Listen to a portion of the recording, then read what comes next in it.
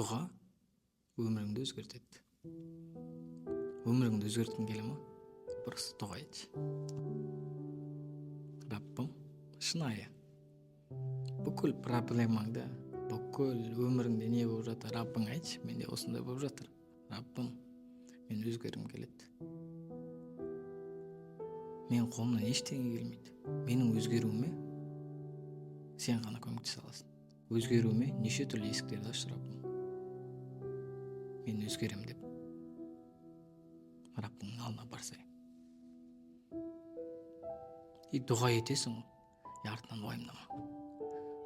Дугам кабыл бола ма, кабыл болбойма депчи. Сомнение устадың ба, болду ушу. Сомнение өмүрүңдү куртат да. Кандай жагдай болсо да, бул сен үчүн кайырлуу.